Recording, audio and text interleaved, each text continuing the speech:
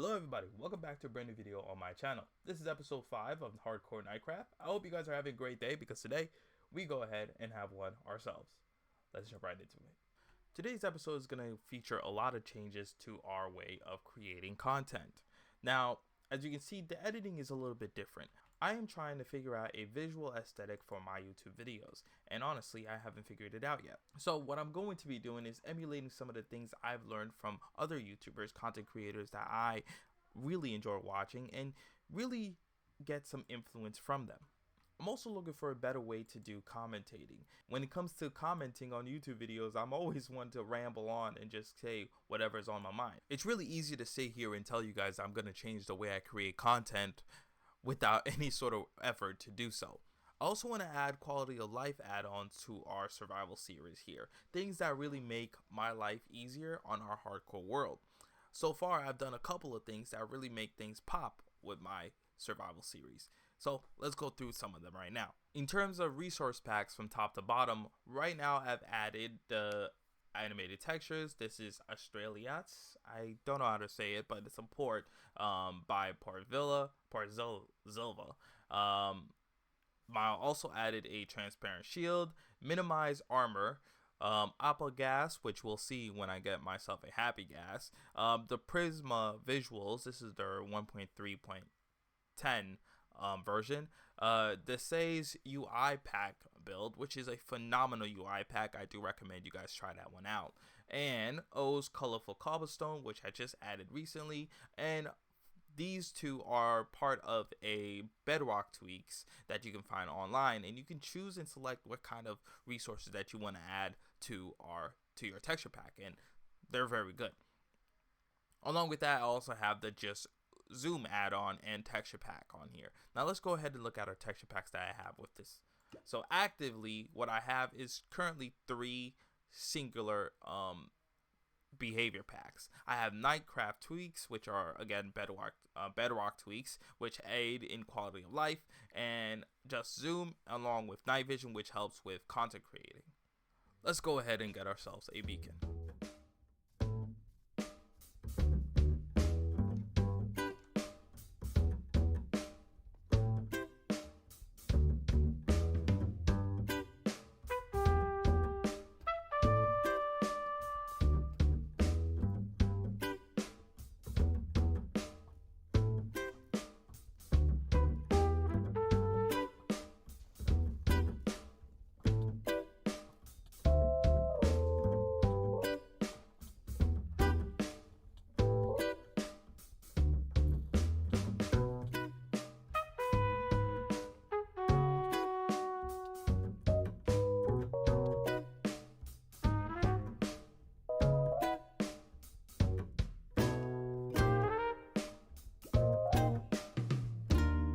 With that being said, it is time for us to shift our focus. So I was looking around our area here, and I realized I wanted to make it more beautiful. And I think the best way to go about doing so is to add more of a ambiance to it. Ambiance to it. So I'm going to cut down some trees to make some room, and hopefully we can get to building. So I want to go ahead and make a cliff face to where I have a waterfall coming down here into a pond area.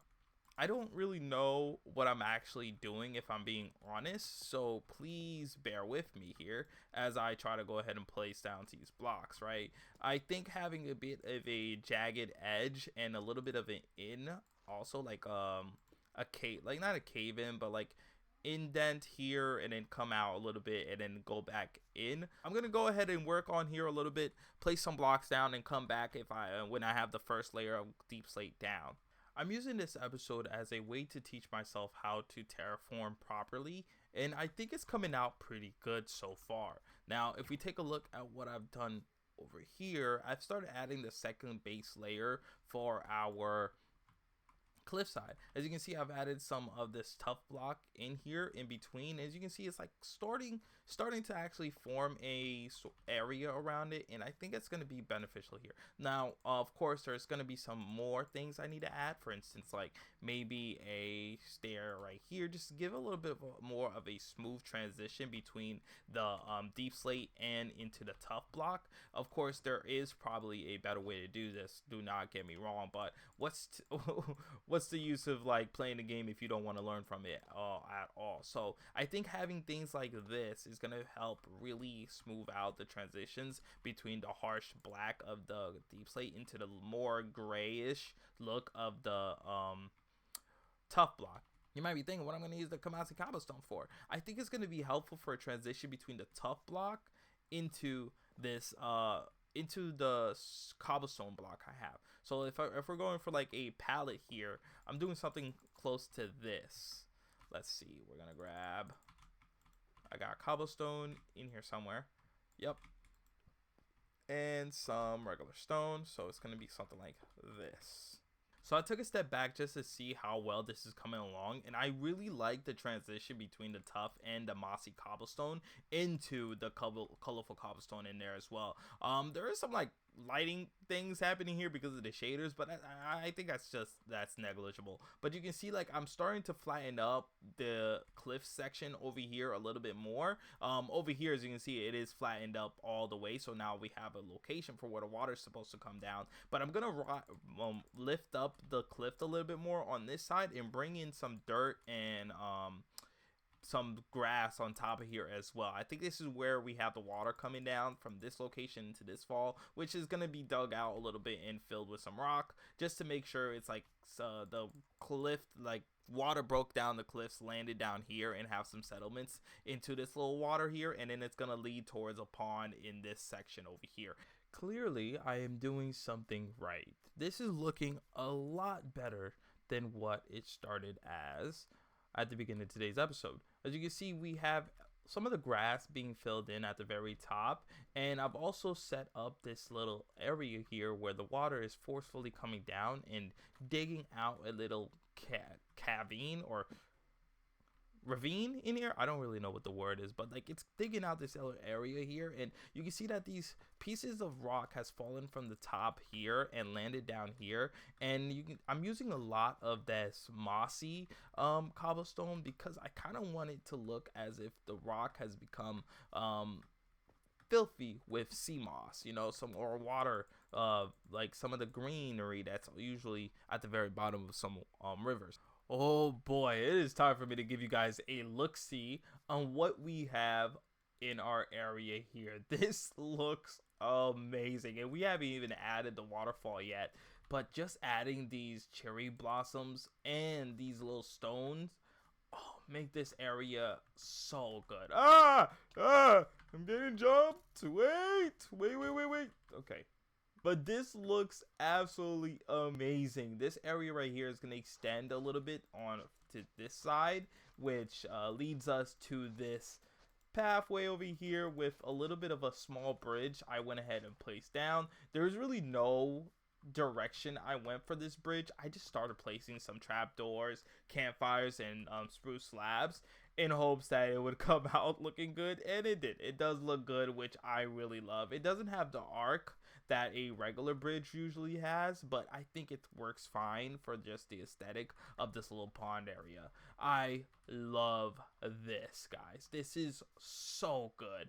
And we're gonna add the waterfalls pretty soon. The very next clip that you see is gonna be that waterfall happening, and I do have some plans to actually make it look very cool. All right, this is awesome. So I went ahead and added some cobwebs with some white what's it like, white stained glass and the white stained glass panes on the side of here just to make it look like some drips coming down. I also added some what are they called, iron bars on there, as well as a sort of like different colors of like droplets coming down. I don't really know, I don't really like that one on there, but I think it works beautifully for what I'm going for when it comes to this like design here.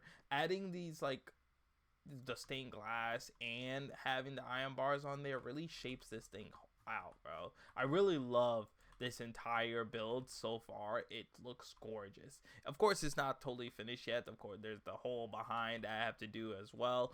There's probably some things I really want to add to the side of here. But so far, just the look of it is great. So I've gone ahead and added the finishing touches to our area here. We got a couple of things that we can add later on, but for now everything does look pretty good here.